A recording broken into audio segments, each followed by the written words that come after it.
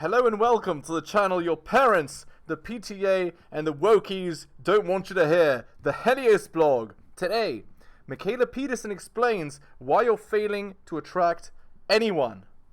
Let's get into it. The reason she's alone is because she's difficult. Women are not accepting the bare minimum. Women fuck men they respect. All the women who say things like, I'm strong, independent, I don't need no man, like, y'all impress me. Women just gaslight each other and say what they want to hear.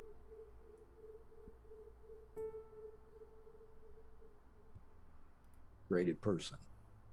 Okay, so I'm probably more on the nice spectrum than the authentic integrated person. Okay. I'm fairly disagreeable, but I think being sick as a kid and and being depressed and trying to avoid stress, like just stressful situations, I'll do things like try and manage situations. So I can see where you're coming from. How do you know, like, isn't there part of, okay, let me just give you an example. Let me try and word this properly. If you're in a situation where you're trying to take care of a family member, doesn't it? She's telling on herself. It sometimes benefit to be the nice person? Okay. Or is that just always not a good thing to do? So when Dr. Glover talks about being a nice guy, he doesn't mean being nice. He means being the person that bends over backwards for everyone, the person that has no frame, the person that just does what other people want without any expectation of return. Because there's, guilt wrapped up in it. Like, isn't there some point where you kind of need those kind of people?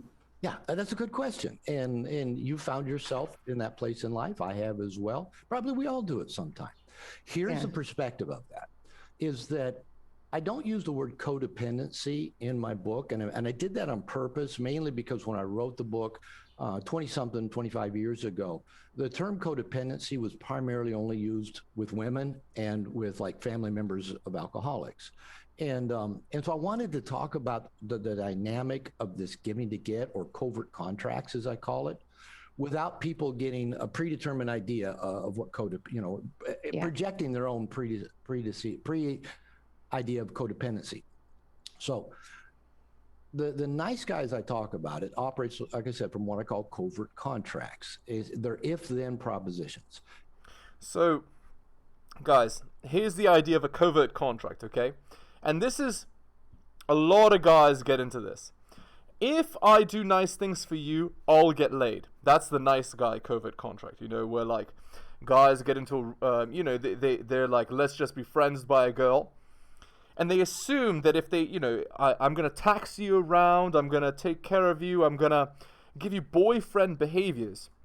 And they expect that if they give boyfriend behaviors, they'll receive girlfriend behaviors in return. That's a covert contract. But because the relationship hasn't been established, like friends with benefits or whatever, the girl just accepts the behaviors without giving anything in return. And that expectation of the guy to eventually receive something in return is a covert contract. Alright, shitting time. Hit the like, hit the sub, hit all for notifications. Drop me a donation like Hunter M, Adrian R, Tom M, and Bobby. Shout outs to you, most recent Patreon supporter. You can buy my books at bit.ly/heliosbooks. Shoutouts to Curry Kid, most recent purchaser of Strategist Guide to Seduction. Thank you. My Patreon can be found at patreon.com/theheliosblog. And, of course, if you want to support me on the podcast, just go down and click the support the show link. All right. That's the shilling done. Let's continue. And there's three primary covert contracts of nice guy syndrome. This be true for guys or girls. One is that if I'm a good person, then I'll be liked and loved. For most men, that also manifests, and the women that I desire to have sex with will want to have sex with me. If I'm a good guy, if I'm a nice guy, they'll want to be with me. Second covert contract is that if I meet everybody else's needs without them having to ask, then they will meet my needs without me having to ask. Now, as you can imagine, that's not a very functional way of relating to other people. That's right. Third covert contract of nice guy syndrome is if I do everything right, then I'll have a smooth, problem-free life. If only that were true. if I do everything right, then I'll have a smooth problem-free life. No. Life is defined by problems. And the concept of doing things right is also a joke, because, truth be told, right is subjective. So if you're doing something right according to one person, that doesn't mean you're doing things right according to every person. So it's BS, obviously. All right, let's continue. And this is kind of a That's what gets me, I think. Yeah, I do too. I fall, hey, I did everything right. How come you're upset at me? You know, you should do nothing but make my life easy and praise me and appreciate me. I'm the same way. Exactly. So, but it's a very immature, Peter Pan-ish, oh, if I get everything right, everything in my life will work well. But a couple problems with that is nobody ever gets everything right. That's we're right. human. We're flawed. You know, we're imperfect. And the other part of that is we don't live in a smooth, problem-free, perfect world. We live in well, I mean, Buddhism, right? Life is suffering. And there's a Hebrew expression as well that I really like. Don't wish for a lighter load. Work for broader shoulders. So, I mean, life is not going to get easier. You need to get harder, right? You need to be the kind of man that is going to be able to hold down the fort. And if you're not, then, I mean, life will just pass you by, right? The world has no space for weak men. So, you got to be the strong man or be thrown aside. a chaotic world. And accepting that the world is chaotic is one step towards maturity. Right. Because then we quit trying to manage the chaos. And so going back to your question then, if you are not operating from covert contracts, if you're not giving to get, and in the way I often put it, if you're not giving from an empty bucket, where most codependents, nice guys, nice girls are, because we're not good at making our own needs a priority, our bucket's empty, we give to others hoping that they will then give back, which means that you're effectively in debt at that point. So, let's quote Rollo Tomasi here because he's relevant. Mental point of origin. I am the top. I am the most important. My needs come first. Then, when my needs are met from a place of abundance, I can then give. So personally, I give with no expectation of return. I work to make my own life better, and you don't need to give me anything. So, our bucket doesn't usually get filled. And we often have a lot of guilt around taking good care of ourselves or meeting our own needs or making ourselves a priority. When I tell nice guys, you need to make yourself your number one priority in life, they get a deer in the headlight look. Oh no, that'll make me a bad person. Yeah, and this is the thing. 2023 brainwashes men. You are not the most important. You are to be subservient to other people and their goals. Your goals, what you want out of life, that's not important. Never care about yourself. Never pay attention to what it is that you want to do. Because you're a bad person if you do that. And obviously, if you are brainwashed by this idea, then guess what? You become a weak little beta male that pulls the cart for other people. And then guess what? Well, not only do you not get what you want and destroy yourself, but you destroy your future family's happiness, you destroy your future wife's happiness, your future kids' happiness, because you, at that point, are not the king. You are not the absolute monarch of your life. Who is? Whoever is puppeting you. So don't let yourself fall into the trap of listening to the concept that you are not the most important thing in your life. That is, how would I explain this? You are the cake. She is the cherry. If you think for a second that she's more important than you are, well, it's done. But again, you are the one. You are the cake. Cakes are delicious without cherries. It's a very good analogy there. All right, let's continue. That'll make me like my father or all those jerks I've heard women complain about. Yeah. And it's really funny. But women only sleep with the jerks they complain about. Actually, what I think is more true than not is women only get into love-hate relationships.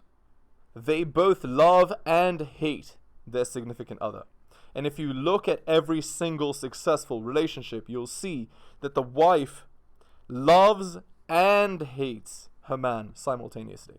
I don't mean he hits her or anything. I mean, he's the kind of guy that is going to do things that she doesn't like, and she's going to not like them, but she still loves the man and still goes with it. You see what I'm saying? All right, let's continue. But no, the true sign of maturity, in fact, I think the number one characteristics of a mature adult is a person who takes full responsibility for both their actions and their needs and their wants. Yep. Now, we can't get all of our needs and wants met by ourselves. Now, we can get a good start at it. We can get up and drink water and do some exercise and do some meditation. We can do a lot of things to nurture ourselves, but we need a lot of people around us. We need a posse. Yes. I call these cooperative reciprocal relationships. Well, here's the thing. Humans are social creatures, so you can't possibly succeed in life by yourself with no network, with no people helping you, talking to nobody. Obviously, right? Because life is about human interaction, right? I mean, every successful business has something to do with this human interaction. So, there it is. Let's continue. We need a lot of both friends, professionals, practices, different things that fill our bucket. From there, we can give from the overflow. And we can be generous, and we can bless other people's lives, and we can give to them what they need to receive, not what we need to give out of our covert contract coming from a place of emptiness. So to come back to your question, if you are taking good care of you, which is essential if you're going to give to anybody else. If you're Okay, so let me explain the principle of being a man, okay? A man must overproduce, okay? He must overproduce resources. So what I mean is, step one is produce enough for you to live a very nice existence and maintain. Then overproduce. And why are we overproducing? Well, because you as a man are the provider. So you're providing for yourself first as priority one, but then for your dependents, your wife, your children, and eventually your parents will be in need as well. The point is, we are overproducing for the benefit of the tribe, right? So that's the principle.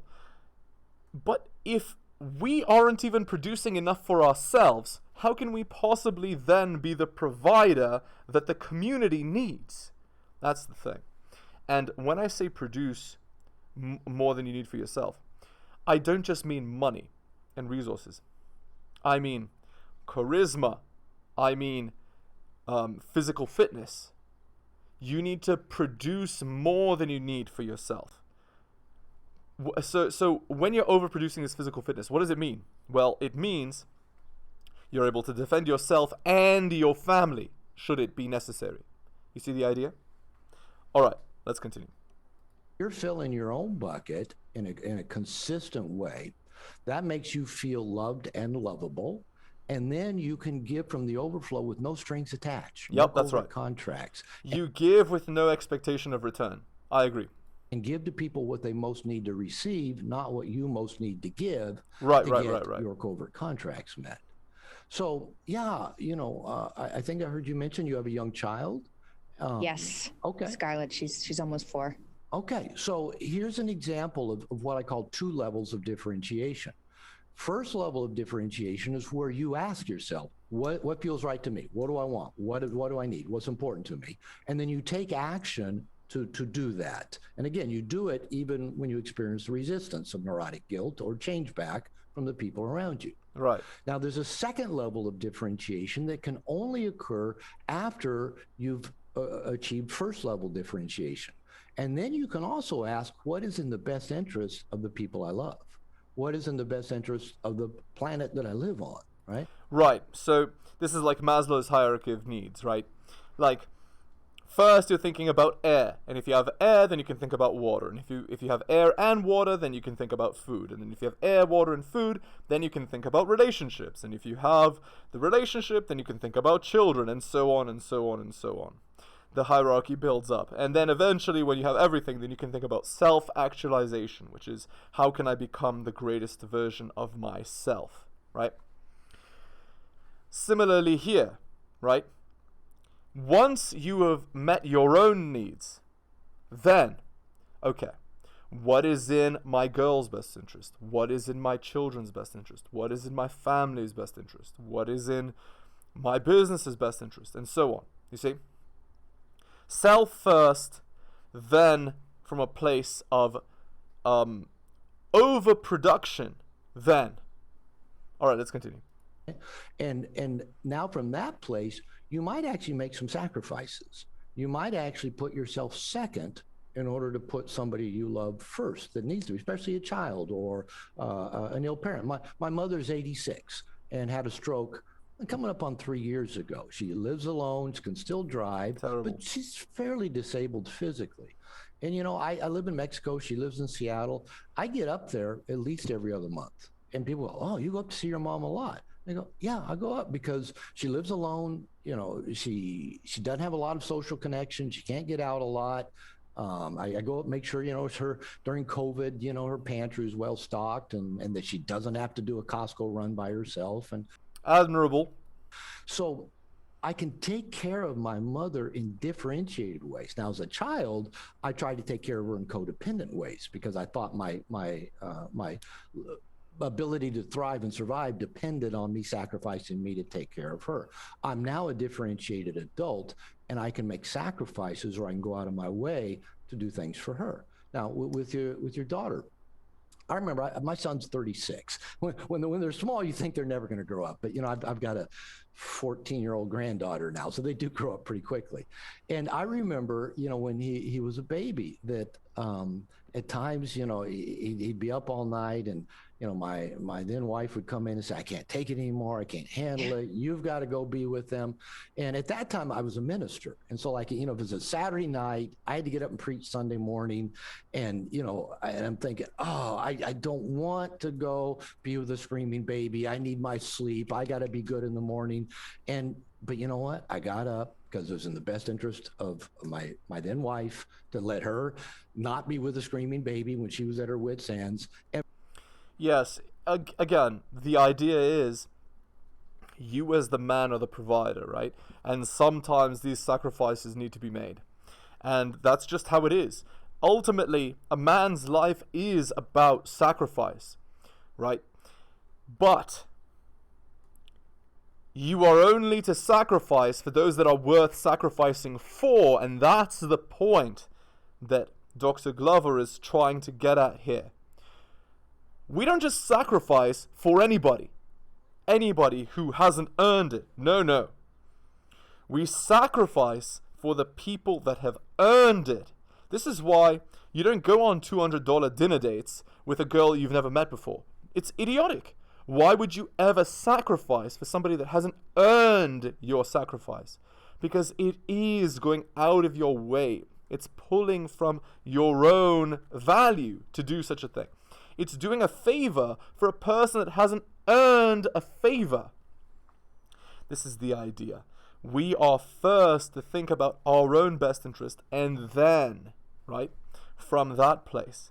Now, of course, helping your wife with your own children doesn't only help her, it actually does also help you. Because your children are the extension of you. They are your biological legacy. Helping them helps you by furthering your DNA. So there's absolutely nothing wrong with such sacrifices. But there are many things wrong with doing things for people that have not earned it.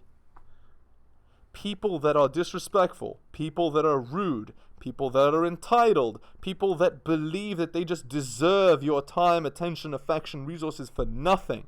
These people don't deserve an iota of your time. And that's the thing. It's about being discerning with the things that you have. Because you don't have infinite resources. You don't have infinite time. You don't have infinite attention. And so it's about being intelligent with how you use them. All right, let's continue. And for me to go be with my son. And, you know, believe it or not, some of my fondest memories are of those years when he was a baby, be in the rocking chair, I'd be holding him in my arms, rocking, talking to him, singing to him. And I could give to him because I was already taking good care of me. Right. And we can make those Exactly. sacrifices to give to others Right. if we're not all sacrificing ourselves. Exactly. So fill our own bucket. Don't compromise yourself for another person. I don't mean don't sacrifice. Sacrifice is part of life. And there will be moments when you have to sacrifice. But we are not out here sacrificing for people that have not earned it. All right, let's continue. And then give from the overflow. And at times we do put ourselves second to make somebody else who needs our attention number one. Okay, that totally makes sense. So you end up being a better person, right? If you're just giving and it's making you resentful and angry and isolated, then you're not a nice person, really. You just think you're a nice person, right? You just do. And that's actually, that's a good point, because that's the way, because like people will say, well, how do I know if I'm a nice guy? How do I know if I'm using covert contracts?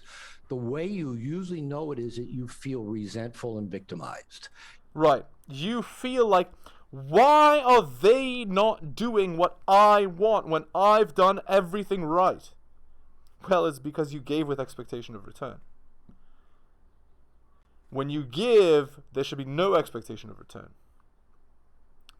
Ultimately, first step is you building up you and then giving from the excess. I love the analogy, Robert. Great job.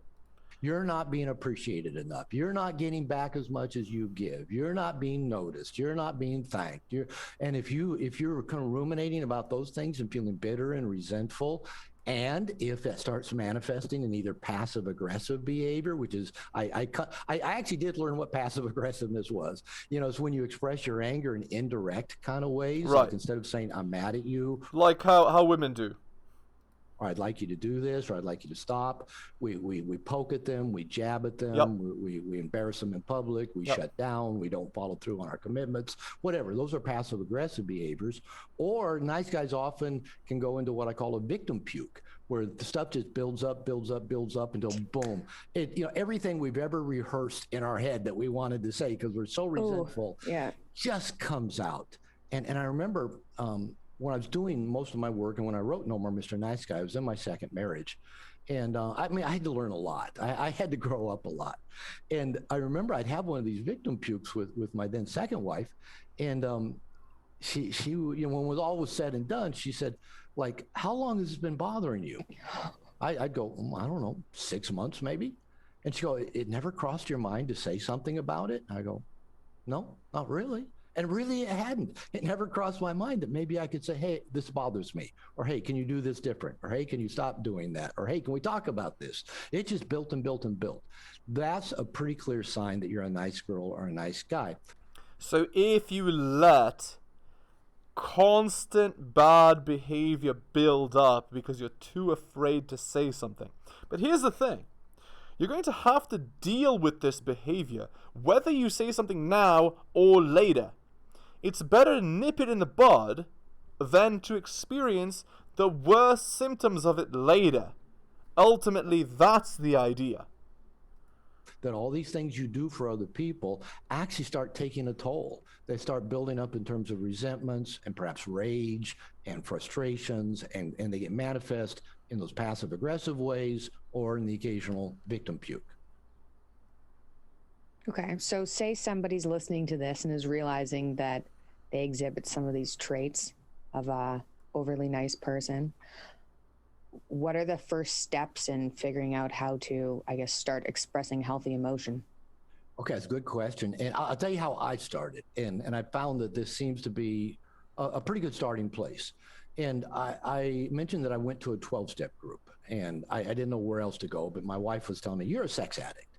And so I thought, well, that's a red flag. I don't think so. I'm not having very much sex. I'm not sure how you call it. But so I went to this 12-step group for sex addiction, and it was all men. And it met like at 6 a.m. in the morning. And I was in my early 30s at the time, and I went, and I did quickly find out I wasn't a sex addict. But for the first time in my life, I had a safe place to just open up and reveal me, to talk about me, both my hurts, my pains, anything that I repressed. behaviors I'd never told anybody about, thoughts and impulses I never told anybody about. And I actually got excited about getting up once a week, to be at this meeting at 6 a.m. in the morning to just reveal me and talk about me. And soon, Sounds like therapy. right at that same time, I also got with a therapist that I started working with maybe 6 months or so later. I got into a men's group that I was in for 4 or 5 years. And I'm still today in a men's program I've been in for 3 years. And the number one place to start is go find a safe person or a safe place and start revealing you. Now, this does a few things. One, it lets you start releasing that internalized, unconscious toxic shame, that core belief that I'm not okay, I'm not good enough. Now, I found, I'll just distinguish, I don't know about you guys, but when I started achieving things and accomplishing things, I stopped feeling any sort of shame. Because I know that I'm capable of achieving the things in my mind that I want to create. So, again, that's my perspective on this. I don't know if you need therapy to get rid of your shame. I think actually you can replace shame with accomplishment. But anyway, that's my perspective on that. Perhaps some people need that and some people need the other thing. All right. Shilling time. It's the end of the video. Let's hit the like, hit the sub, hit all for notifications, drop me a donation like Hunter M, Adrian R, Tom M, and Bobby. Shout outs to you, most recent Patreon subscriber. Thank you. Go buy my books at bit.ly/heliosbooks. Shout outs to Curry Kid, most recent purchaser of Strategist Guide to Seduction. Really do appreciate it. My Patreon can be found at patreon.com/theheliosblog. Support me on the podcast by clicking the description link. Scroll down to support the show. Share this video. Thank you so much for listening, especially if you listen to the end. I really do appreciate it. Take care of yourselves, and I'll see you next time.